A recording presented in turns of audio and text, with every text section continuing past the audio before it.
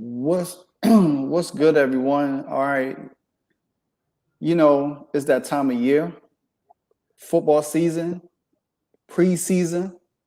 I got my main man, my other guy will be coming soon. Herb. Now, if anybody had watched, what we did last year, we did watch the Commanders, the aftermath after every game for the Commanders. But this year we're doing preseason specials. So we're gonna take each preseason game and we're gonna preview it and then we're gonna dissect it after that. But without further ado, we definitely has to hit that intro.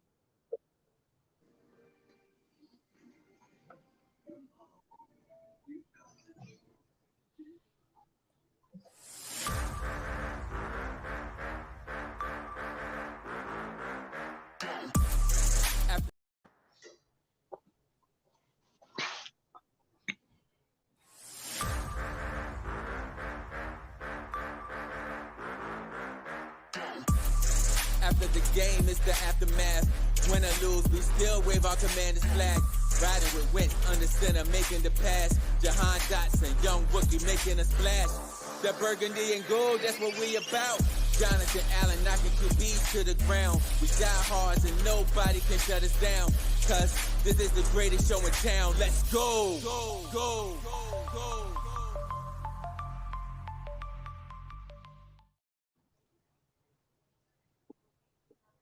All right, what's going on, Herb? Hey, what's up, fellas? Not much, not much. All right. So me and Greg was talking in the back of the studio, a little bit. So the first topic we're gonna start off with before we even get into the game and how practices went this week and everything, and y'all thoughts on everything so far. We're gonna touch on the topic of subject, the Ron Rivera, Eric Bieniemy situation. I knew Greg, it. I'm gonna let you pick up on it because um I want to hear your thoughts, her thoughts, and then I'll give my thoughts on it too. So go ahead and finish what you was talking. All right. First and foremost, brother, hey, it's great to see my brother in the building. You know what I mean? Again, Yes, thanks, sir. Martin. For sure, for sure. Thanks again, Martin, for putting this platform together for us to all talk about our team again. It's a new season. I'm very happy with everything that's going on. Associated with the Commanders right now. Just got finished watching the episode of the blog that they do. The little episodes that the social media content, bro, is from watching the Commanders. Yo, they raised their game, dog. I love it, bro. They to be able to include us like Yeah. that behind the scenes, I absolutely love it. So, with that being said, man, I'm just telling Martin Herb, we're discussing. I know me and you talked about it on the phone a lot, bro. I was in my vent mode last time I talked to you about it. You know what I mean? But Yeah, were you? yeah. So, but overall, man, like I was telling Martin, I said this is the way I look at it, right? I really don't think he did nothing wrong per se. You know what I mean? When I say what came out of his mouth, he didn't say nothing wrong. This is just strictly my opinion. I don't think he said nothing wrong. Everybody, I ain't gonna say everybody, but some people think he criticized the enemy, did this, this and that. If there's some words that he might not should have said, okay, cool. Maybe shouldn't have brought Del Rio up in it. Whatever. I get that, but I don't think he did nothing wrong. I think it was a great response because for me, in order for Nikki Javala to ask the question, she had to have the answer. So he was just Mm-hmm. being himself. He's been very transparent since he's been here. Okay, very transparent, man. He don't lie. Do he spit off something? Do he share a little too much? Maybe. But he was asked a question, and his answer was to the question. Have is the players? The question was, and I can't direct quote it, but it says, was the players complaining about blah blah blah Eric Bieniemy's style? Is it rough on him? And he said, "Oh yeah, some players can." It's different. It should be. If it would not be, I have a problem, bro. If we're going through the same old, what we witnessed the last few years, bro, that's a problem with me. So I didn't have a problem with him saying that. And then he said the perfect answer. Look, man, go talk to Eric. Let him know what you're doing. He can give you the insight and say, "Hey, this is the reason why I do this. More or less, I want you to be a champ." And Eric Bieniemy is a masterful interview. I don't know where they get the narrative that the dude can't talk or whatever he can interview, but that's dead and stinking. Every time he talk on the mic, bro, I'd be ready to run through the wall for him. And I'm 53 with half a head, and I know I can't do it, but that's how I feel about the guy. And I don't think he did nothing wrong, to be quite honest. And I know, and I think a lot of people was, saying that he did something wrong or this and that. He shouldn't have said this. Okay, whatever. But my thing is, whether he's here next year, year after, if Josh Harris says, "Hey, Ron, thank you for your service. Really appreciate you." If looking at 10 years from now, bro, if, from the standpoint of culture, trying to change the game, bringing the right people in, all of that type stuff, I think in 5 to 10 years, whether Ron's here or not, you'll be saying thank you, because he has stabilized a mindset to these guys, with these dudes that's in the building now, that they will run through the wall for him, though. I'm just telling you, they will run through the wall for him, no quit. And I think he's done what he's done. From that perspective, Ron, I have to give him a kudos, a shout out. He set it's a foundation laid that Josh Harris or whoever the next coach can continue to build if they do decide to make the change. Again, Josh Harris is paid $6.05 million. He can do whatever the hell he wants to that organization, no matter who the coach is. Like I told her, as long as they stay in the DMV area, brother, I'm riding till the wheels fall off, till I'm burning gold, till I'm cold, and I mean that from the bottom of my heart. All right, well said, Greg. Well said, my man. And and something that I always respect you about because of your passion, man. You we all got passion for this team, and we show it in a whole different way. But so I just want to salute you and say, hey, your passion goes unnoticed, my friend. So with that being said, Herb, give me your thoughts on the Ron Rivera, Eric Bieniemy situation from your perspective. My perspective is, I really don't know why it was blown up the way that it was. However, I have to say this. My issue is the fact that the laundry was aired, right? Sometimes you guys keep things in-house, period, right? Because the fact that Eric Bieniemy coaching style is tough, I have no problems with that. I've been through it. Anybody that has a real problem with that, I kind of question how competitive they were, during their time of playing sports. Because there are people that know me, there are people that play with me, coach with me. I was known for being, tough too. But the bottom line is I won. That's it. I don't take losing kindly at all. And I think Bieniemy is going to change, right? We talk about a culture change, right? So now my whole problem with this whole thing, it's not really that Rivera said it. I think it was misinterpreted, from what he said. I think people took it totally the wrong way. But I'm glad he came back the next day and said, hey, maybe I said it wrong, and he owned up to it. But my whole problem, Greg and Martin, is that the perception of other teams, when they see us, will they look at us as soft? Because we got players, having a problem with how hard they have to work. Basically, That's the bottom line. How hard they have to work. And where I'm from, you got to work hard. I mean, look at where we've been the past 30 years. If any team should be out there busting ass, it should be us, right? So if he wants to do that and change that culture, and it's so disappointing that any coach, any player, would go to Ron and say, he running us too hard. Understand what this man has accomplished, right? So you're basically saying, I don't want that. I don't need that. Whatever it was that Kansas City did, basically they're saying, I don't want that. This dude coming over here running us into the ground. He did the same stuff in Kansas City.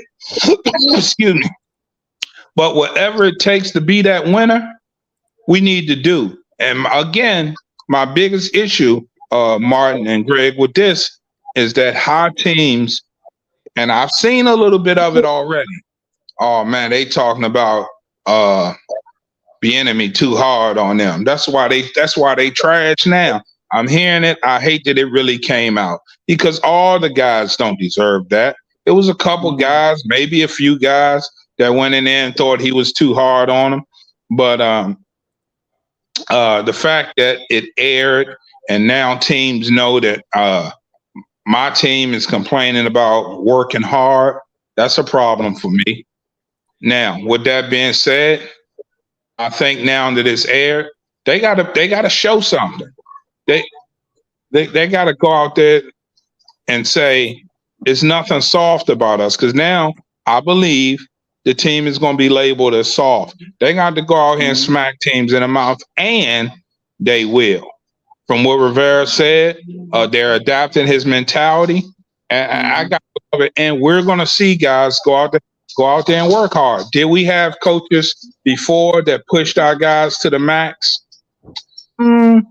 Maybe Del Rio a little bit, but that's probably it. I mean, if you look at Ron Rivera, his persona, the way he comes across, he's kind of chill. He's laid back. He shows no emotion. Let me tell you, Bieniemy going to show emotion. Bieniemy is going to be intense. And that's what we need. Sometimes you need a swift kick and then you know what. And Bieniemy, that's what he's here for. That's what if we don't want that, we shouldn't have brought him here. But we need that energy.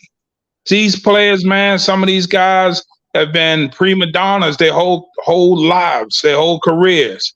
They've been the best of the best. But guess what? Even if you're the best of the best, you can get better. And that's what Bieniemy wants. If you're good, he wants you better, right? Mm-hmm. If you can get better, if you can't get better, make somebody as good as you on your team. I believe that's the point he's trying to get across. When guys are loafing, maybe he got other guys out there pushing them like, come on, man. Because if you're loafing now, you may loaf in the game. So, hey, man, I'll be at the game tomorrow. Greg, I don't think I told you that, Martin, but I'm going to Cleveland in the morning. So, dude, I'm going to watch everything intently. Believe me, man, I bleed this stuff too. You know, I'm Bergen gold too. I'm dead and cold too. And I'm excited. I'm excited. And I'm a little disappointed because I've always said we make ESPN for the wrong reasons. We make NFL Network for the wrong reasons, right? Every year we making it for something negative. And I just don't want that over our heads anymore. I mean, you know, this is a new era, and the fans, we're all upbeat. We just don't need anything or anybody tearing us down. And that's the way I see it. I hate that it came out. That is something that definitely they should have kept inside. Inside, it should have never leaked out. I'm sorry. That was my whole problem with you know, the fact that it leaked out. I think when it was mentioned by that lady, he should just nipped it in the bud and say, yeah, that's something we're going to, you know, keep in house. And that was it. But now it's all over the damn place. The team is soft. They think Eric Bieniemy is too intense. That's crazy. That is crazy. The fact that we're in the NFL and guys are saying he too intense. Too intense. There's no such thing. Not on a team like we had. Too intense. Nah, no. So I need to see that intensity rub off on my teammates. I mean, our commanders, and I believe we will. Right? I do. I believe you're going to see that, and I believe the change is here.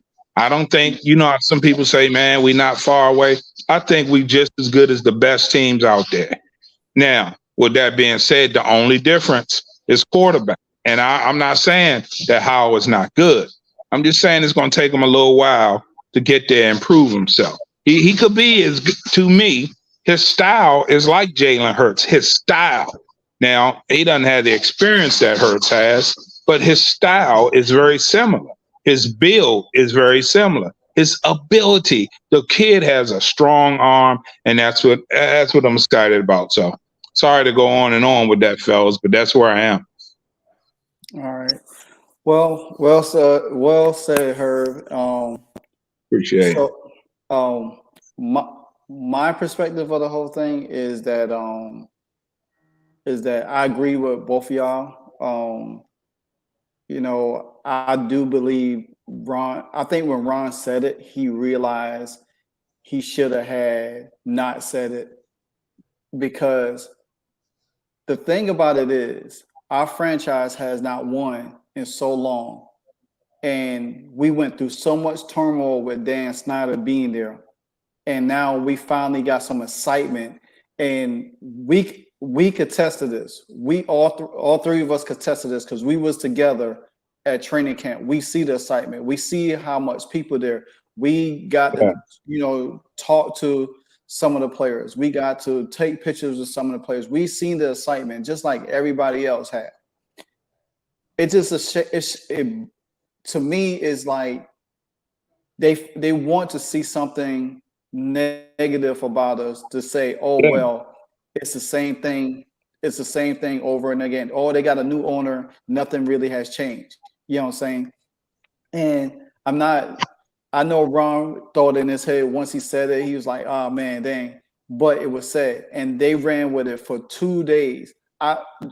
When I tell you this, I wake up in the morning, get ready to go to work. I listen to the two pros, a couple of Joe with LeVar Arrington, Brady Quinn, and Jonah Knox. When I tell you, I get so sick at my stomach because they don't never have anything positive to say. Now, Dan Patrick, I listened to his show some. He was riding with Eric Bieniemy. He's like, hey, boom, boom, boom. Pat McAfee, they ran with it. I didn't watch no ESPN or none of that. I just listened to podcast shows. But the thing about it is, Eric Bieniemy handled it so well when he gave his press conference that afternoon. And I see a lot of people, complain about him cursing, his profanity and stuff like that. And saying, oh, he needs to tone it down, his kids out there. I'm like, okay, I literally watched Hard Knocks the first night it came on. And they coaches was cussing just as much as Eric Bieniemy cussed. So what's the difference? It's like, to me, they don't want to see Eric Bieniemy succeed. They want to see him fail so they can say, oh, this is the reason why he hasn't got a head coach position. This is why he hasn't interviewed well. This man, he is very articulate. He knows how to talk to people. His coaching style is different. And I'm sorry, sometimes you need that. I done had it in my lifetime where I done went on a job where somebody saw potential in me and just did something just to light the fire to make me be a little bit better. You know what I'm saying? And whoever the players is on a team, they should feel bad about going to Ron. But Ron did the right thing, say, hey, take it to Eric B. You know what I'm saying? And that's the right decision. Take it to him if you have a problem with it.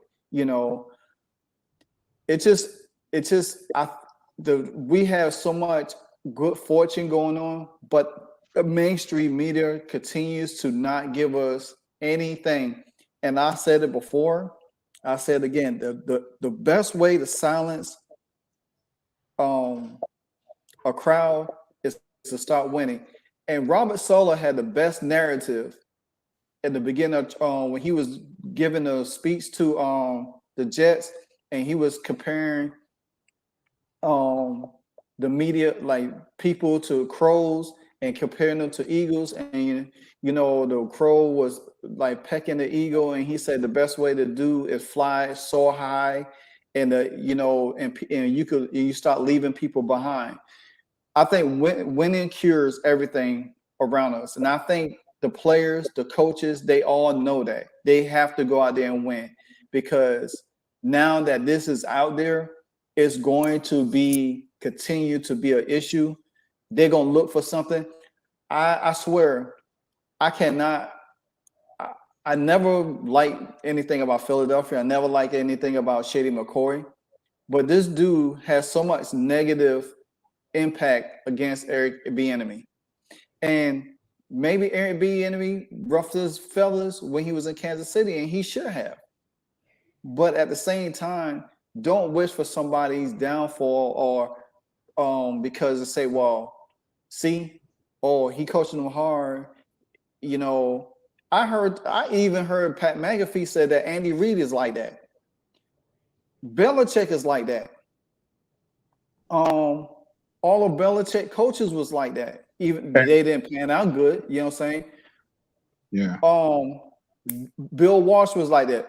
Parcells was like that. Yeah. You know what I'm saying? And best believe if they're not like that, then their coordinators and coaches are. You understand? Like Joe Gibbs wasn't like that, but best believe his coaches were like that. Bugle and those guys, best believe they got in their players' asses.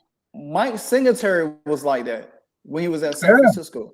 So therefore, all of this narrative about, that old school mentality, it doesn't fly in the NFL. I bet you won't go say that in college to Nick Saban. Oh, he's like that. You know what I'm saying? Yeah, yeah. Matter of fact, somebody that I heard the other day said that I guess Nick Saban and Bill Parcells was together on the same team coaching staff, and he said that he had to deal with both of them. So my thing is this here is that, okay, it's a new era, but at the same time, you transition from college to the pros. Ain't nobody gonna hold your hand. You see how much athletes getting in trouble off the field, doing crazy stuff. You need somebody to at least mentor you. You should be glad somebody looking out for you, whether it's hard criticism or not. At the end of the day, if it's gonna make you better, make you a winner, make you a Pro Bowl, make you an All-Star, make you a Hall of Famer, hey, you could reflect back on that and say, hey, I appreciate it. If Greg was my coach, or you was my coach, or whoever, and I had all the potential in the world, and you seen it, and y'all got in my ass about it, but guess what? At the end of the day, I know it's gonna make me better. You know what I'm saying? So with that being said, I don't want to dwell on it too much. I just wanted to hear y'all perspective, because we don't. I got you, Greg. Give me 1 second. I just want to touch on it because it's just been an ongoing thing every day for the last 2 days. And I think the focus should be on the team. You know what I'm saying? The focus should be on ownership, the great things they're trying to do, the great things that this team, these guys is working hard and this hot heat. You know what I'm saying? And not all of this negative back to just to hope this team explode. You know what I'm saying? They don't give us no credit as it is. They think we don't even have a quarterback on the roster. You know what I'm saying? So it's crazy. They picked us to be three and whatever at the end of the season. You know what I'm saying? It's just crazy, man. We get so much disrespect right now. And I really, like Greg said, I see Greg Twitter. It's X now. I see his Twitter. He like say, I wish we just shut they up, because guess what? That's the only way we're gonna have to rather what happens at the end of the season or not. I'm not even thinking about it. I'm thinking about this season. Whatever goes next season, then I worry about that. But I feel strongly about this team. I feel I already know how many games we could win. I feel we're gonna make the playoff. I feel a lot of things about this team, and I think this team is gonna take off and start slapping people in the mouth, and people gonna have to respect us. Go ahead, Greg. Yeah, just to piggyback off a couple of things that Herb said about having the coach, having that authoritarian figure like EB. At times you do have to have an even keel. You know what I mean? You got to have coaches is willing to go that extra mile. And I think we had that even with the DB coach Harris, and I think he was one of them. I think Ron Rivera was one of them before he got cancer. You know what I mean? He can't holler as much and all that, so he couldn't do as much. But needless to say, man, I really don't know if it's about I say kids because they're a lot younger than me, but the players going to the coach, playing and getting that soft narrative. I don't even think it's about that. It's just like when training camp, when training camp was in Carlisle and places like that, they were doing 2 days. They was running them ragged, bro. I mean, but since when Jay Gruden and Jim Zorn and all of them came through, they toned it down. It was more of a, and that's what some of the players were used to. So now they're doing 2.5 hour practices or 2 hours, almost 2 hours, 40 minutes practice. It is tossing. You should complain. Like I heard somebody say, yeah, we always complain in training camp. We just didn't mention, we didn't go to the coaches about it. They went to each other and did it. So I'm not even worried about, from the national perspective or how they feel about the team, it's irrelevant because they ain't thinking nothing about us in the beginning, right? And the only way we're going to prove that is just like you said, slap them in the mouth when the times come. Mm-hmm. And I think we got the team to do it. I really do. I really do believe that. Yes, it will take a little time for Sam to get his feet up under him, for full equipped, you know what I'm saying? Because you got to get some cohesion with the line. The timing with the. I think that we got the pieces, especially from the skill position. We definitely got the pieces. We just got to get the cohesion to get them on the right time, and I think we'll be good. That's all. I'm gonna leave that alone. The rest of that alone. Hey, let's move on, baby. It's 2023. Football's back. Let's get it. I'm gonna tell you guys this. Let me tell you guys this. I know we're hearing a lot about the offensive line, right? But I don't care what offensive line is in practice with those boys every day. What offensive line, they're going to struggle against the defensive line that we have. That defensive line that we have will make any offensive line look underwhelming. Exactly. You understand what I'm saying? Now, I'm going to tell you this. If they can get out there and scrap with our defensive line, when they go out there against the Browns and these other, they're not going to have the same problems. It's going to be easier for them because they're dealing with the best. In my opinion, we got the best defensive line in football. I understand the Eagles had all the sacks, but in my opinion, we have the best defensive line in football. So if you're going up against that every day in practice and they win in most days, okay. So now when you go up against the Ravens and these other teams, you might slap them in the mouth. Be like, hey, we deal with some goons every day in practice. Exactly. You guys ain't nothing, right? So I'm really looking forward to and see with Bieniemy coming here. It's about scheme. Right? Because I want you guys to think about this. Now, did the Chiefs have more talent on their offensive line than I'll say we did? Yeah. I look at the way our team is built. We have 6 first-round picks on our defense, guys. 6. So our defense is going to be strong. You know how many first-round picks we have on offense? Anybody want to speak on it? None. Greg? We got one. We got one. DeShaun Watson. That's it. Right? Okay.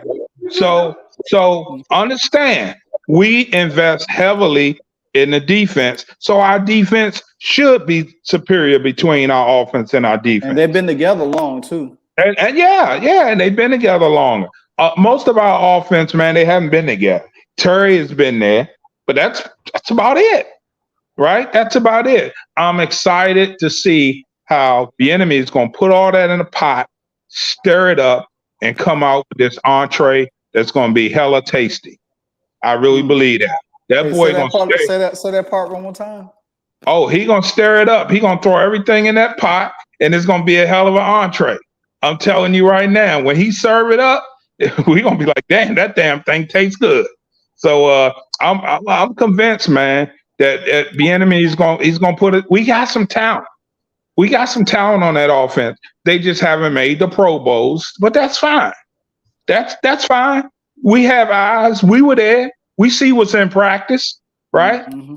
No, they're not first round draft picks, right? But we know first of all, we got guys that perform really well and don't get the nod. I mean, Terry McLaurin made the top 100 like at 94 or 96. And we know he's far better than that, man. Yeah. We know he's far better than that. And just by the same token, I don't want to get too far off beat, but how the hell DeShaun Payne wasn't in the top 100 and he led all defensive tackles and sacks? I think he did, right? And he didn't even make the top 100? Yeah. So that's a whole that's a topic maybe. Allen, he was what, 52? Yeah. And this dude, DeShaun Payne, had a better season than he did, statistically, right? Well, so just in the sack department and in the TFL, but both of them it was pretty even in TFL. Yeah. See, but sacks is great, bro. It's just like hitting a home run almost sometimes. Oh yeah, sacks are weighed heavy on you. But when you watch the impact of that boy, when you watch the impact of DeShaun Payne, and you're gonna tell me you're gonna put all these other players in the top 100, DeAndre Hopkins, who didn't even really play last year. They say some of the players voted for these guys. No, the players they vote heavily. Yeah, they're player only vote. But you know what it's about, guys, to be honest? Wins is winning. They don't want no guys, man, your team suck and you got 4 guys over there. Man, you got to win. If we win this year, watch how many of our guys make it next year. My prediction is we're going to win a fair amount of games next year. And next year, we're going to have about maybe 5 or 6 players on that top 100. Well, I say this. I think that this team is underrated. I think, me personally, I just feel this defense right now as a constructed because of what we have did in the draft and what we already have, and with Chase being back, I think I'm gonna say it because I think we had the best defense in the league. I put the 49. I always put the 49ers up there because of how their defense is. Yeah. I don't look at Dallas. I don't look at Philly. I don't care what they do. I measure our defense against the 49ers because they've been the staple of defense in the NFC for the last few years. Me personally, and even the girl from Kay Adams, she put our defense on par with the 49ers. She didn't say the Eagles. She didn't even say the Cowboys. She said the Commanders' defense is right there with the 49ers. And to me, I feel like with Manuel Forrest, Quan, St. Jude, all them boys in that back end now, you got speed, athletic secondary to go along with that defensive front that we have, and it's going to benefit the linebackers. I just feel like our defense is the best in the NFL. And I'm not going to waver from that. I just won't waver for that at all because I seen how this team was last year. Ron Rivera even said, Jack Del Rio said it yesterday. He said that the 3 years he been here, this defense been in the top 5. Top 5. And we have gotten better each year because what was one of the things that we didn't do year 1 when they came? We couldn't get sacks. We build on that. We couldn't get off the field for third down. We clipped that last year. I think we finished first in third down. Yeah, in third down. We had probably the second or third best total sacks last year. So we have gotten better. Now this year is going to take up a notch. Guess what the theme is? Turnovers, creating turnovers. Yeah, so we got to. You're going to see this defense transition into a whole different way.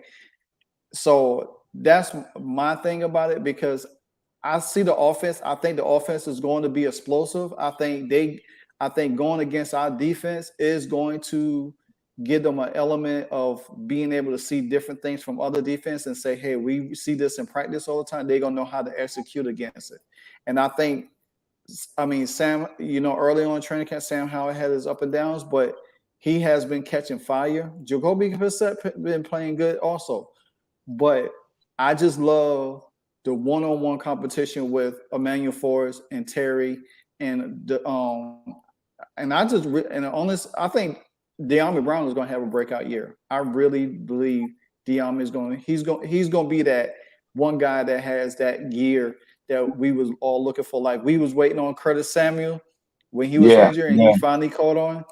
We already know what Terry and DeShaun going to do. So I'm not even putting them in the mix. You know what I'm saying? Just it's the others. So, Greg, go ahead, man. Yeah, I'm with you, Brad. I'm with y'all 100%, man. We're gonna shut some people up, bro. And you gotta think about this, man. I said it. I know last year, me and Herb, we joked, joking about this, but I'm gonna tell you right now, brother. 99 coming back, brother, 100%. I'm telling you, it ain't gonna be. It's gonna be special. Him and 90, Lord have mercy. I'm telling you right now. Yeah. We just gotta pray those guys stay healthy, man. Hey, speaking of that, right? Speaking of that, I don't know how far this is down topic. I don't even know if it's part of your topic, but I will say this. We freestyle topics tonight, baby. Okay, I seen a Twitter post. Somebody asked, how much should the starters play? Blah blah blah. Okay. I think for offensively, I don't want to see how out there behind the second line. I really don't, though. So I would like to see. I would love to see a quarter of him, but only if they're gonna have the starters with them. You know what I mean? Mm-hmm. If not, a series, 2. You know what I mean? If they stall out in the first series, give them another shot, try to make something going. I don't really care. Okay. Defensively, no, I don't want to see them at all. The whole. No, I'm with you, Greg. Yeah, I'm with you. Now, what I'm hearing is the offense going. They might play 2 quarters. That's what I'm hearing. I'm talking about the starting offense. Yeah, I don't really want to see them play 2 quarters unless all of them are in there. It's a brand new system. They need as much work as possible. I understand that, bro. I understand that, but they're gonna get a lot of work next week. They're gonna get all their hand on them 2 days going against Baltimore. Runs on runs, 2s on 2s. Stuff we won't see unless you're there. But I would rather for that work, because in the game they won't play that much. I know they won't. You know what I'm saying? I know they won't. And then preseason number 3, that's they'll never play in that. None of the starters. But because he's gonna have the people at the back end of the roster trying to make the team. So my thing is, defensively, it wouldn't make me no different if they played 1 snap, because I think they will get their chance in the scrimmage to go bump some heads and make some one-on-ones and that type of stuff. You know how and it's control, so it's less risk of getting injured. Like, it's gonna get heated. You're gonna hear about somebody fighting, that type of stuff. It's gonna get it elevated a little bit, because Montez and Chase gonna chirp and everybody, you know, it's just how it's gonna be. They're gonna chirp at them boys over there, them pros, right? But I would rather for them. Oh yeah. Put your Gilligan hat on, as Sean Payton said. Take your t-shirt and just ride, man. Let them sit, man. But the offense, I do want to see them get a little bit. I just want to see how it meshes. They're not really game planning, so you really not gonna see nothing. You know what I'm saying? You're not gonna see nothing. They're not really scoping, looking at the Browns and scheming them for a game. You know what I mean? So that's what I'm saying. I'm not really. I want them to play because I do want that time and rhythm to get down. But I'm not for this game here. I really don't want to see that much of it. I want to see them young motherfuckers get at it, man. You know, them young dudes get at it. So, well, we gotta mold that roster, which is also going to include, you know, those practice players that we're going to keep. Who are going to be those guys? So I get it. Because that's the ones you want to see. Because you know, man, you're only strong as your weakest link. Yeah. You know what I mean? You said our starters, I give them one possession. That's it. On defense, I'll give them one possession. That's it. If they do a 3 and out, that's it. Take your shoulder pads off, fellas. But the offense is going to need a little work. It's a brand new system. Brand new quarterback, brand new everybody, right? And we don't really know. They may come out and light their ass up because they've been going up against a great defense. So we don't know. We're gonna, we'll see. None of it's scripted though. That's what I'm saying. I mean, none of it is. I mean, they're gonna have that 15-play script or whatever. You know how they do. But they didn't scheme them. They didn't been studying them all week. They haven't done all that. So that's what I'm saying. It don't matter how it looks. Even if it looks great, it still might not mean nothing because. I'm intrigued, man. I want to see who we're going to have back there on kickoff and punts. That's really what I want to see. That's a part of the game that. See, that's stuff that I'm talking about. See, that's the stuff I want. Right. Yeah. That's a part of the game, guys, that's been lost. We don't talk about it much, but when you look at the good teams in the league, they got good special teams. Greg, when you look at, and Martin, when you look at when we were most dominant, we had B. Mitch. We had Mike Nelms, right? They don't change so much now, though. You know what I mean? They're more passive now. So with the I'm talking about the special teams. The special teams made a hell of a difference. But that's what I'm talking about. The kickoff, they're trying to take the kickoff out of the game. No, I get you. But you got to have somebody, man, to give you field position. To change that momentum of the game. Yeah. Man, do you know how fired up that is when we got a guy, he can run it back 60 yards, and dude, that's huge. That's what we need. A great kickoff return and a punt return.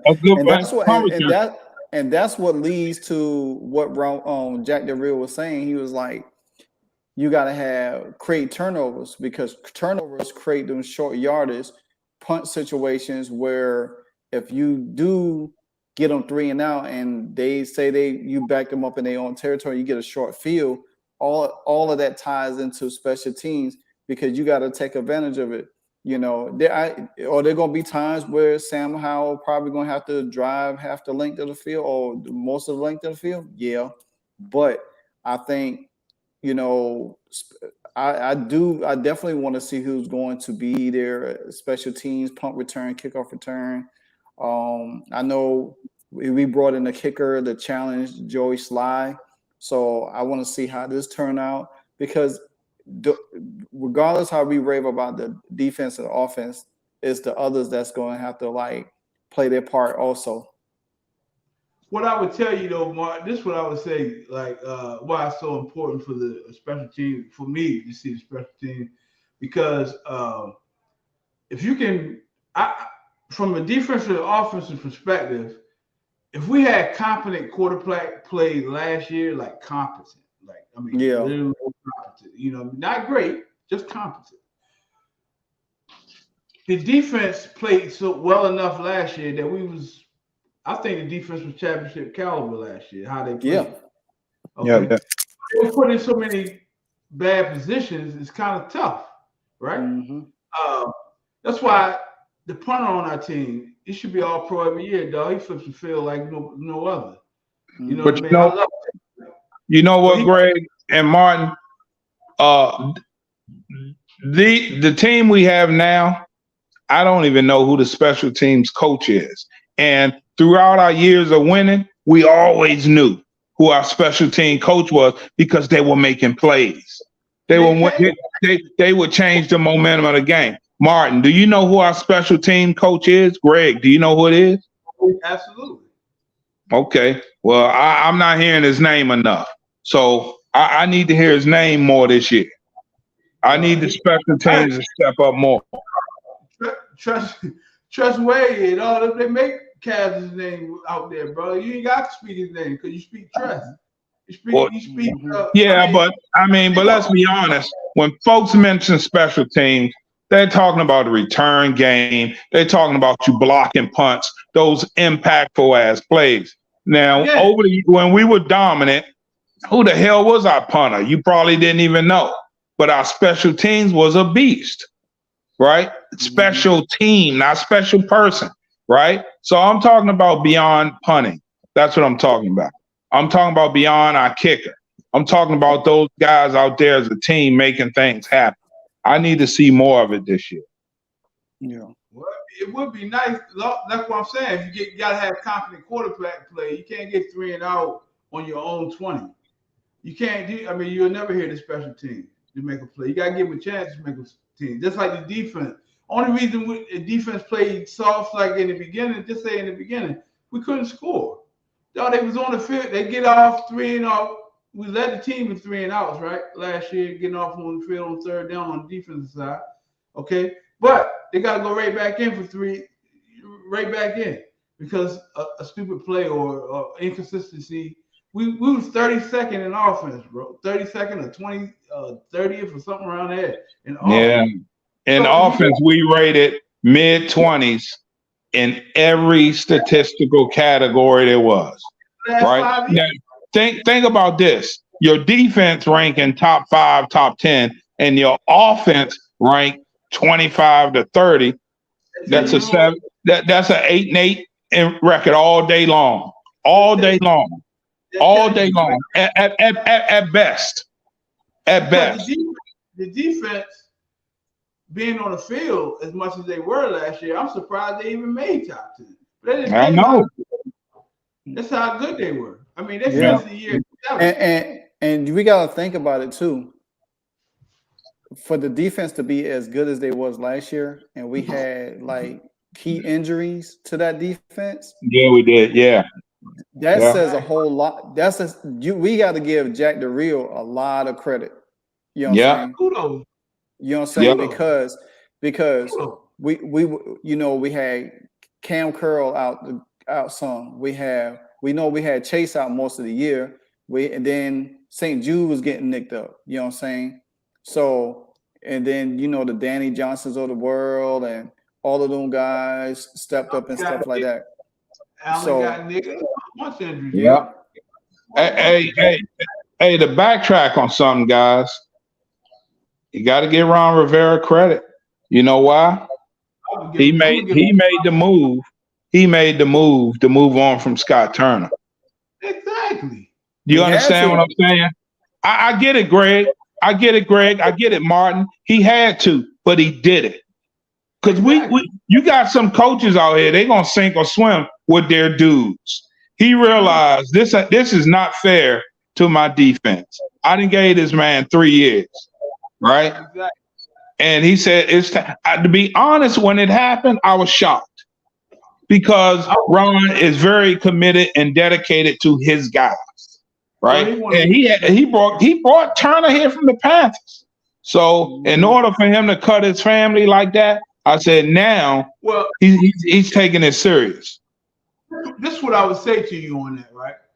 Yeah. When anybody coming to that position, any position, you started a business right away, right? You starting a business, right? Or you going into a business and somebody give you the title of CEO or something where you got to make a change, right? Who you can call first? The people you trust. The people you know, not just for somebody that did a good interview. You know, that resume speaks for itself. You're gonna get somebody you trust and know they got your back through the thick and thin. I get that. Yeah. Everybody's loyal to a fault. Okay, Hey, everybody's loyal to a fault when it comes to that. yeah. Okay? So Yeah. he made the move when he got rid of Sam Mills. He said, "Man, listen, man, I love your pops. Your pop played me. I love you." He said it was hard for him to let him go, but he realized that he needed to change it because he wanted the defense to play the respect the defensive line coach, right? Yeah. So that's why they made the change. Hey, this is something I never did ask you, Greg, and I never asked you, Martin. When we made that move to release Scott Turner, did you think that he had Bieniemy on the mind? Did he already have a commitment from Bieniemy? How do you think that transpired? That he just let Turner go? Do you think he let him go because he knew he had a shot at Bieniemy, or you just think he was going to move on from Scott Turner? I'll let Greg answer that first. From my perspective, he was going to move on from Scott Turner. Okay. Because he's seen the prowess of his defense rising, right? All of that, everything's going north.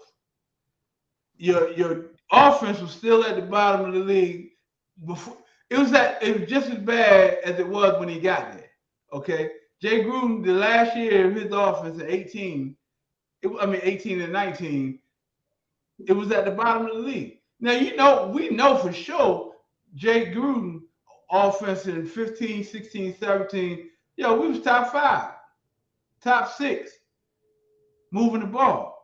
In the last couple of years, be it choices of Dan or whoever, it plummeted.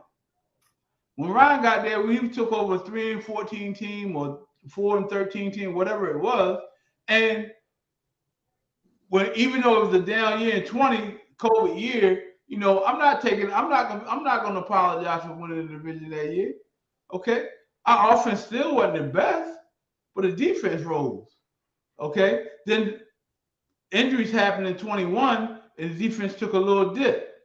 Then then 22, they were right back in the fold. Just like they ain't never left, back like they never left. So I think, to answer your question, Herb, I think him and listen, let's make no mistake about it. Andy Reid knew the Bieniemy needed a spot to go to if he didn't get a head coaching job. Or Andy Reid even said, guess what? He can always come back here. So they knew that.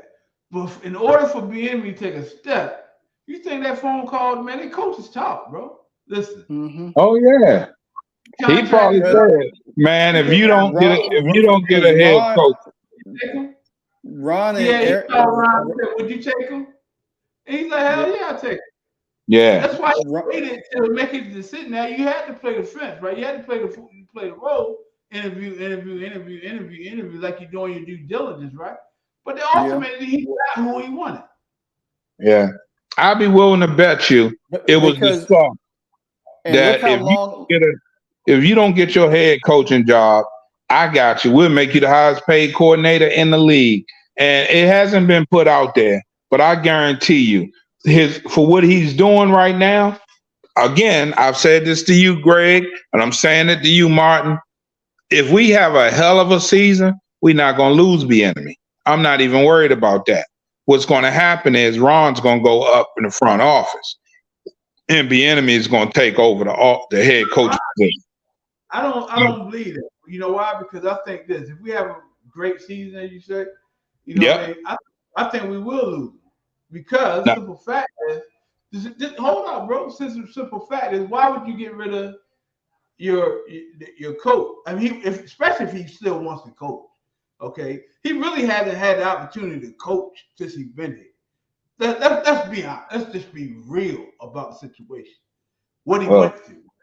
Okay, I'm not talking. Everybody, he got his flaws. He had his flaws. He made mistakes. He did this. He did that. He hasn't had the opportunity to really coach. First time he get here, COVID, boom, cancer. Hey, Greg, what have you always said to me about Rivera? What do you say to me when the first thing, what's his trait? What do you say? He's a leader of men. That's what you say, right? 100%. Because that's what he is. That's why he'll be more effective, in my opinion, in a front office role. In a front office role, dude. That man, he's not a rah-rah guy, huh?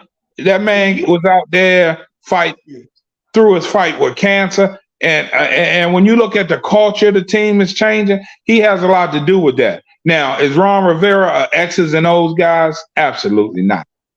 Absolutely not.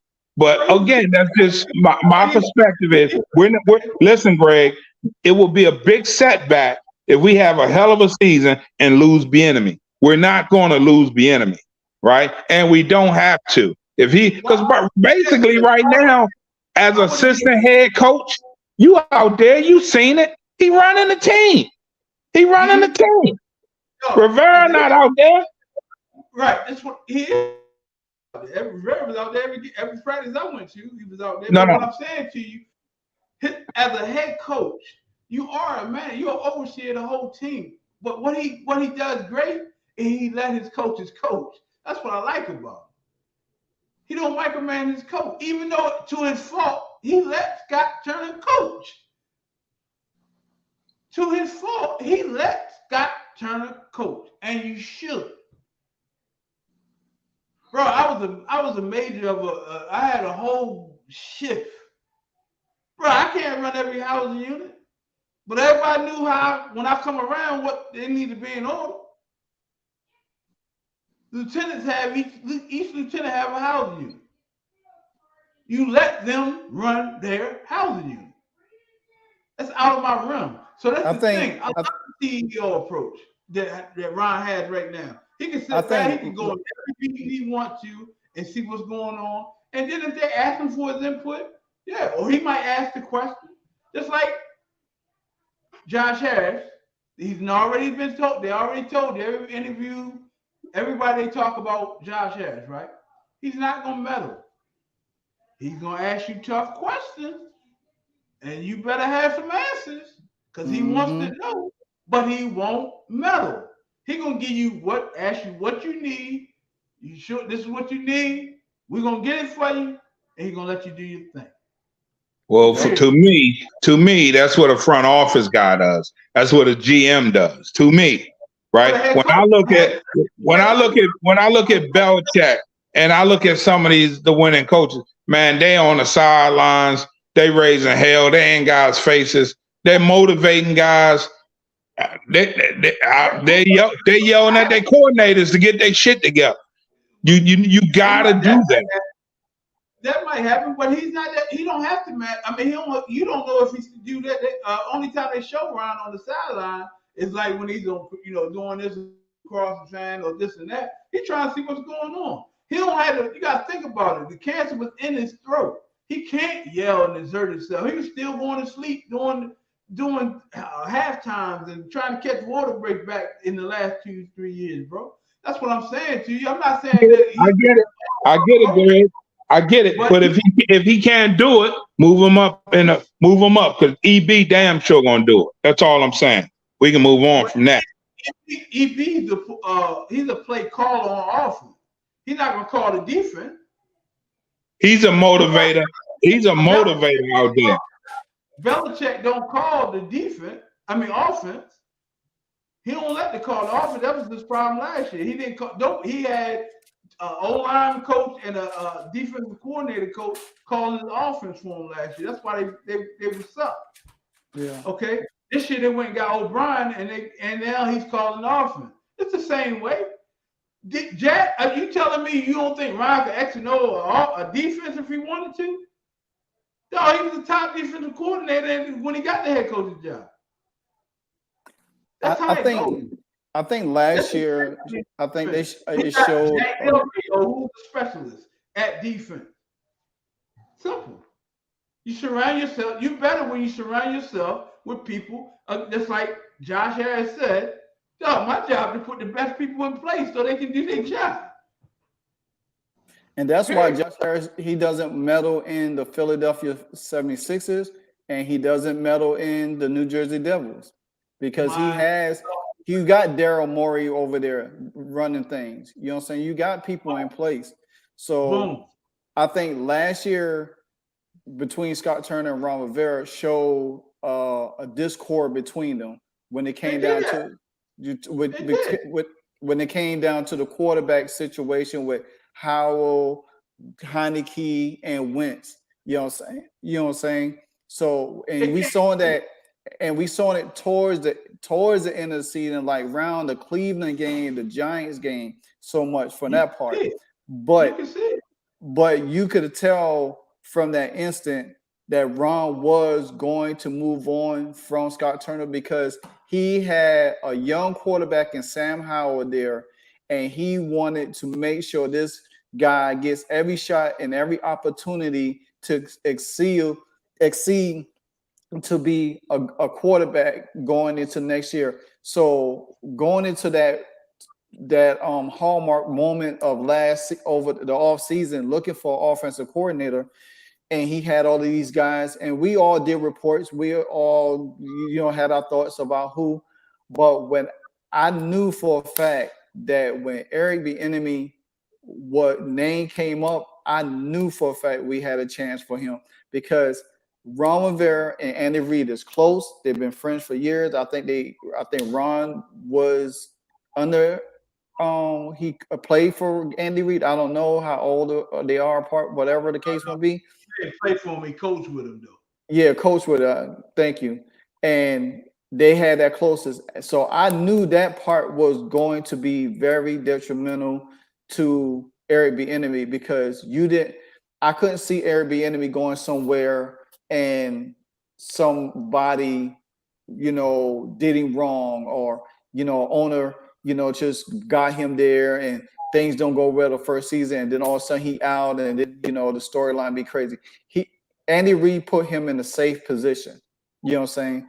Even though Daniel Snyder had Daniel Snyder things going on, but things was changing. So why not put Eric Bieniemy in a situation where he could prove himself, excel, have a great group of guys, talented guys on offense, you know what I'm saying, that he can mold. And if he needed to bring in some of his own guys to help the nurturing process along with the offensive guys, then that's what he needed to do. Ron Rivera felt comfortable hiring him. Ron Rivera said he would step out the way, which he has done. You know what I'm saying? Ron Rivera only speak when he needs to speak. You know what I'm saying? He don't have to do so much of a talking point. He could focus on other aspects or other things. So I think it was great for Eric Bieniemy and Ron Rivera to come together because guess what? It could help both each other out. You know what I'm saying? Perfect match, yeah, exactly. So therefore, because offense, Jack got the whole defense, and exactly Ron can on the defense because that's his language. Exactly. And so now that they only could see, and we seen it, close up and from afar, how this defense, how the team is in a whole, you know what I'm saying? So they know what they got. They know what's going to be expected from them. They know what's going to be expected from Josh Harris. Going to be expected from them. He's going to allow them to do what they do, but he's going to watch from afar and he's going to be grading them. He's not, from game to game, week to week, practice, whatever the case might be. He even said in the press conference, it's a big year. Yeah. Everybody knows. So therefore, I do believe, to your take, Herb, I see it 50-50 for Ron to either be in the front office or he could just walk away because like Greg said, he had cancer. So who knows how long Ron want to continue to do things. So it could be a 50-50 thing. We could have a breakout year. Ron could end up being coach of the year. Who knows? Or be a candidate for coach of the year. And he could say, Josh probably say, hey, you know what? You have done a good job building this team since you got here, especially under the strenuous situations that you have. Some things have not been perfect. maybe we could put you somewhere else. If Ron accepts it, hey, he do it. If he say, hey, I want to walk away, whatever the case. I think Eric Bieniemy, he also, could be in a position to take over the team, and he could be another hot candidate out there, somebody looking for a head coaching job. But I think Eric Bieniemy, in his mind, to move from if he know he got a chance to take over in Washington, and if a job comes open, he's going to weigh out the best opportunity for himself.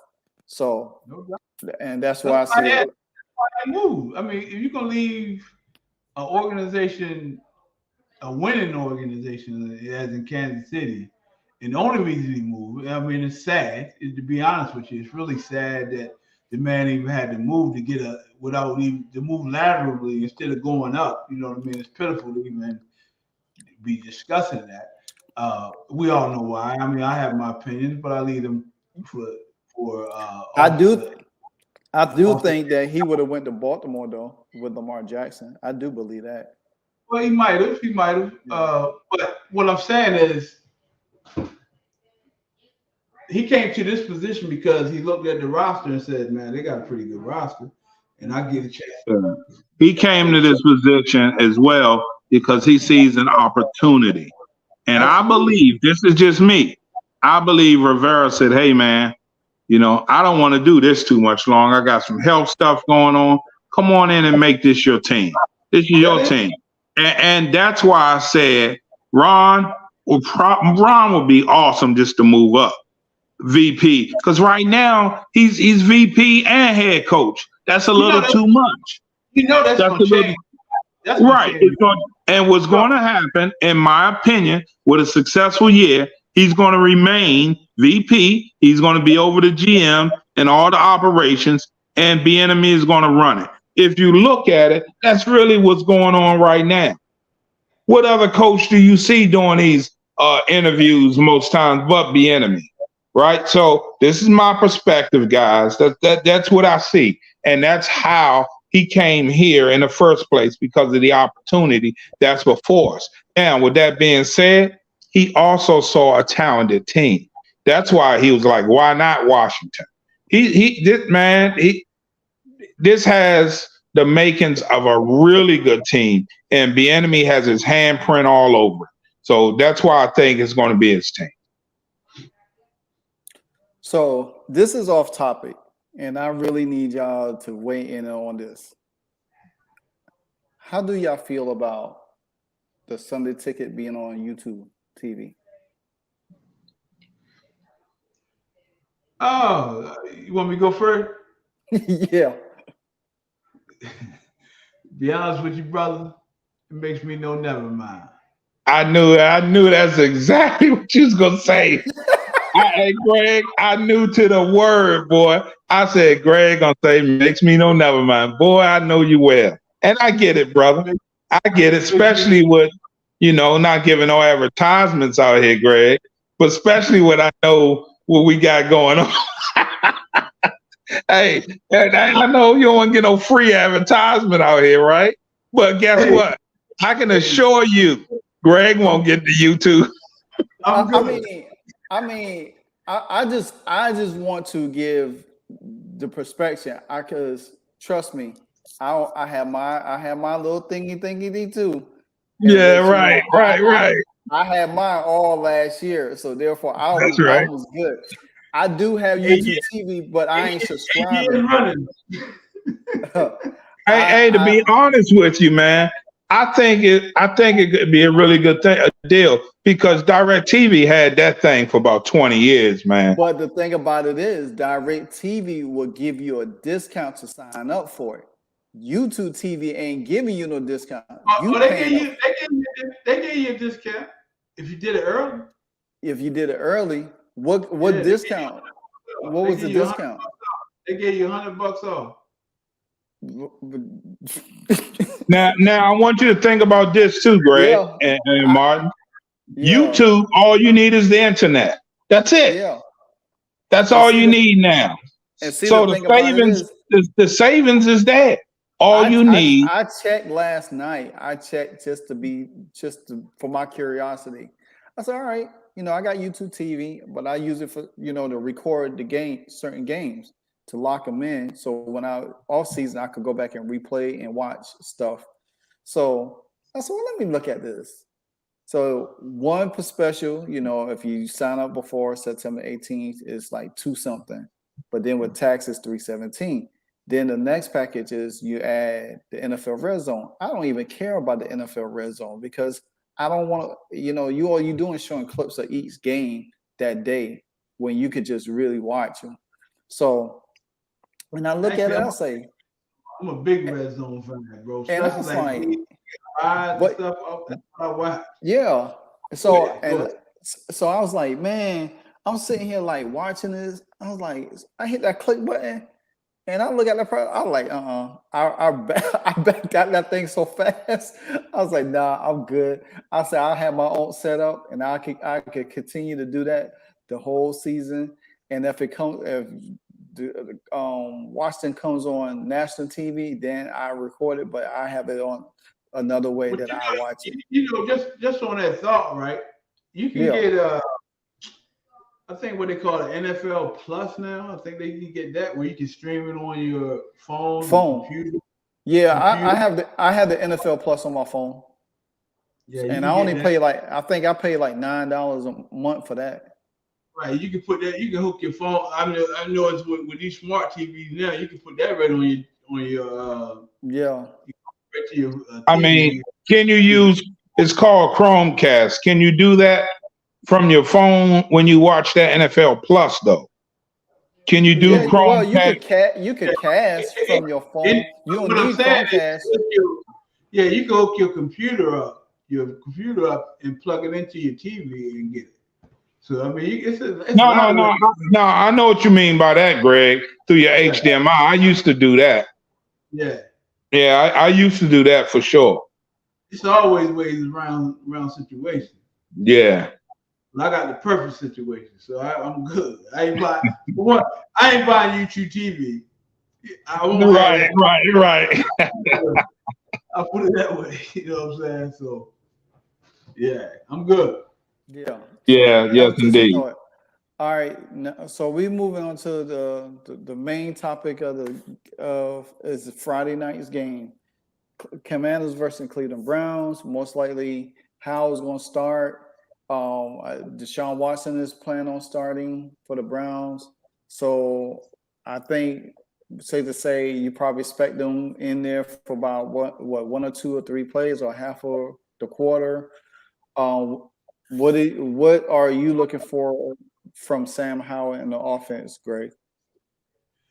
Only thing I'm looking for from Sam Howell, man, is not get hurt. Don't get hurt. Okay? You know what I mean? Don't do nothing like a few years back. I watched we was playing the Browns in preseason, and RG3 coming back off that preseason game, off that injury season game. And I watched him come back in 2013 and play the preseason game against the Browns. And dog, he tried to run over two dudes. I'm like, bro, you just came off injury. Come on, man. Yeah. You got to improve, man. Don't do that. Yeah. You know what I mean? So again, we're not game planning. I want to see the ball come out, as we've been seeing in camp and stuff like that, videos or whatever. I just want to see the ball get out, get to the receivers, and he's so calm and cool, so he's not going to get rattled nowhere. If he throw bad one, throw a good one, he stay even kill. I like that kid, and I think I just don't want him to get hurt. That's the only thing I don't want to see him get hurt. Even though I got a lot of faith in Jacoby, to be honest with you, I do got a lot of faith in him, but we know what he is, man. He's a true veteran, but he's a solid. He's a winner. Well, he's a winner as a backup, bro. I think he's the winner. I want to piggyback on that, Martin and Greg, if I can. You're saying we know what Jacoby is, right? He's a backup, but we don't know what Howell is with 19 career passes. At least at least I can say Jacoby has thrown hundreds of passes. We got a quarterback that's thrown 19, and you want him to take 2 downs? Now, understand this. The enemy is coming from the best quarterback in football to Sam Howell. And he don't play. Hold on, Greg. Hold on. Let me hold on.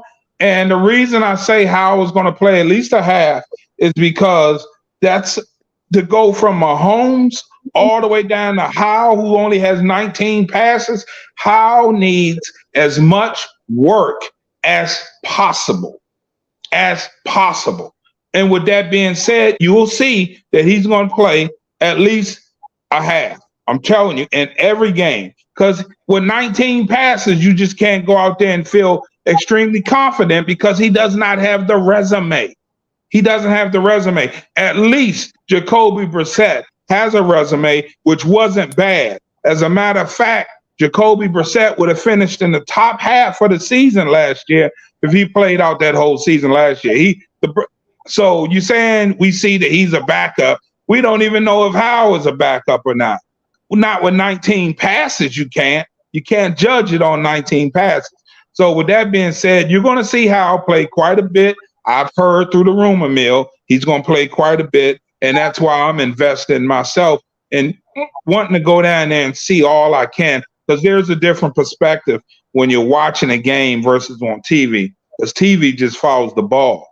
As you guys know, TV just follows the ball. I want to see every aspect. I want to see who's blocking, who's not, who's getting blown up, the things that TV doesn't show you. I want to see all that so I truly can know what to expect. And I want to see Howell play as much as possible so I can know what to expect from him. I just can't go on those 19 passes and crown him. I just can't. Now, this is not college football. If we're going to do that, if we're going to base it off college football, not his last year, but the year before, then I'll say, yeah, he's truly our starter.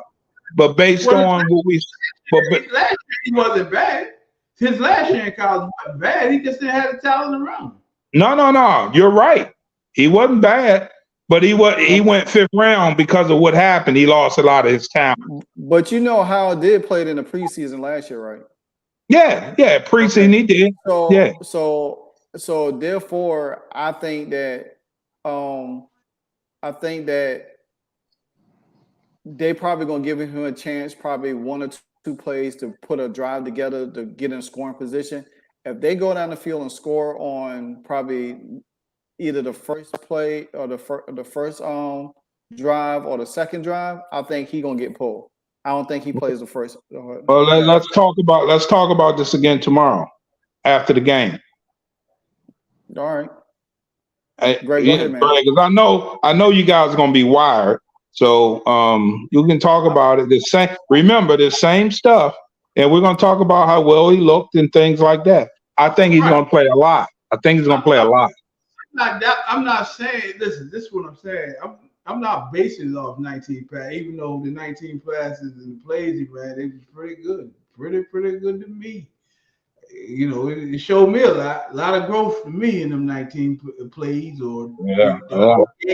He played the whole game because he did a little more than just pass the ball. He made plays with his legs. He damn sure did. Yeah. So I'm not again. That's last year again. It's a new system, new everything. So if he does play, the reason why I say I don't want him to play. The question was from Martin was how much do I think he should play? From my perspective, I don't want him to play unless he's playing with a full first team. And to be honest with you, I don't need to see Jahan. I don't need to see. You know what I mean? Even I'm with you. I'm with you on that. Yeah. You know what I mean? And I don't want him behind the line already gonna have their issues, right? Because it takes a gel, and B&B ain't scheming against the Browns defense per se, because that's not what this preseason is about. They're just gonna play vanilla, you know what I mean? You block your man in front of you, block this and that. You might have some calls, of course, you know what I mean? They're gonna try to do something. But even if he play a half, I'm good. I just don't want him to get hurt. That's it. Yeah, we're not even gonna put that word in the universe. So you grab that on back, brother. Don't even put that word in the universe. These guys can go out there and perform well, and they're gonna lead the game healthy. That's the goal. Yes, sir.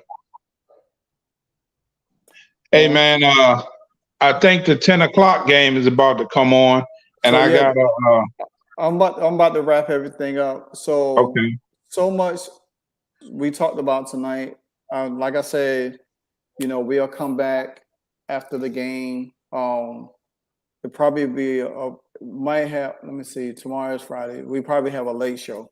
So Okay. because I'm going to see Country Wayne tomorrow night. Okay. But I will be monitoring the game because I will have it on my, you know, my quote unquote, you know, device. Okay. So, but nevertheless, I will put I will text y'all and say, hey, I'm about to put a quick stream together. Okay. You know, just be ready, and we could go over it, and y'all share your ideas. But we're gonna do we're gonna get back in the routine of things. Yeah, let's do a little post game. Can we do that? We're gonna do like each week of the preseason. We're gonna do a post game. We're gonna Okay. do a preview, and a post game Okay. after that. So and Okay. then once the season kick, everything won't be preview because it'll be Sunday. Then we'll do the aftermath. Depends on, we can do the aftermath late Sunday evening if we're not watching the evening game, or we can do it on Monday as always. So Okay. Mondays like So- we've been doing. All right, bet. I had to All get right. back from home, and I mean, cause I want to be. I got you. I got you. So Mondays as always, but it'll be at 8:00 this time instead of 7, because Cool. I have to get home. Traffic is crazy now since school back in. Hey, I didn't tell you, Martin, but I call me when you get a second. All right. I got something to tell you about the struggle I had last year getting home and all that. Put it this way, that's no longer an issue. All right. Well, I will call you shortly after we get. Greg, you wanna tell everybody where they can find you at? You know what I'm saying? Because I do see you on X World. You know what I'm saying? Not Twitter World, but X World now. Yeah, I'm definitely on X, man. Again, Martin, I want to thank you for the platform, man. The opportunity to let my voice be heard. But you can find me at I Create Sports Talk at X. Instagram, it's really a personal page. I do have it as a business page sometimes, but that's Mr. GD _XLXI. And Facebook is my name, and YouTube is I Create Sports Talk also. So I'm gonna get back on the YouTube since the season start, because I do got a lot of stuff to say, and I like to say it. But I love it in this platform when I get to speak with my other brothers. Again, I appreciate y'all, man, for giving me the opportunity. It's always good to see y'all, man, for real. Same here, man. Same here. Absolutely. Hey, generally, guys can find me on Twitter or X as Herb Bergen Gold. That's who I am on Twitter. And on Facebook, I'm just Herb Coates. That's COATES, where I have a pretty large following. But y'all can pretty much follow me here. I'm pretty committed to the Live Wire and I Create Sports. These are my guys that I flow with, these two guys right here. So if you finding them, you're going to find me. So I'll be somewhere around those guys. So feel free to reach out. And I'm pretty consistent with this. So as you guys know, I'm very opinionated. And I have my own thoughts. And, I put them out there on what I think things should be. After I watch the game, I'm going to have a ton of things to say tomorrow. So you guys tune in tomorrow as we do our post show, and I'll see you then. Absolutely. All right. Well, that's the best thing about this. We all have we all in agreement on the same thing. Yeah. But we all have a different way to get to it. So I mean, that's the beauty of it. And one thing I can always say I appreciate is the knowledge that you guys bring to the table, because I can't find it through nobody else. That's why I flow with you guys like I do. So I appreciate it. I appreciate it. Appreciate it. You know, I like always like good camaraderie because I like to, you know, see what other people think. You know, how other people think about certain situations. You know, because everything that we do is opinionated. You know what I'm saying? But it's for the love for what we do best. It's for our team. That's right. So, you you could find me here, Live Wire Sports, on YouTube, Instagram, TikTok, Facebook, and also now you can find me on Rigo's Rag because you will find new articles written by myself, posting up about the Commanders. So therefore, Hey, a lot of congratulations. Hey, big congrats on that, boy. thank you, You earned that one. You hear me? You thank you. earned that one, boy. I appreciate it. So there's a lot of, you know, a lot of great things, you know, moving in a direction. So I can only give the grace to the God up above, but just to have y'all two guys continue to support me, you know, through the highs, through the lows, it means a lot. You know what I'm saying? And I do this to share it because this is, I mean, everybody has a platform. You know, everybody can't get to everybody, but we could watch everybody. But just to be able to invite y'all here to talk, you know, whether if it's an hour, hour and a half, 2 hours, it doesn't bother me. Long as we could get here and just continue to support each other, no matter, because my success is y'all success, and that's the way I look at it. Absolutely. So, and with that being said, let's enjoy that first preseason game. Oh, and Greg, yeah, I didn't respond to you in the text last night, but I will be at the Falcons game, my man. Well, I'll be there too. I'll be there in front of the I'll be at the Falcons game. Hey, are you gonna make the first game of the season? I told you, man, I am coming. Okay, all right, boy. I told you. That's all I'm gonna say right now. We'll talk after the show. I told you I'm coming to the first game. And I'm trying to plan to come to the Buffalo game. I'm not guaranteed on that one yet, but I'm working. Okay, I got you. Put it out there. You're gonna be there, brother. Say less then. All right, y'all have a good night. You know, we'll be talking behind the scenes as always. But until then, everybody, you know, season 2, the aftermath coming to you. Stay tuned. Yes, sir.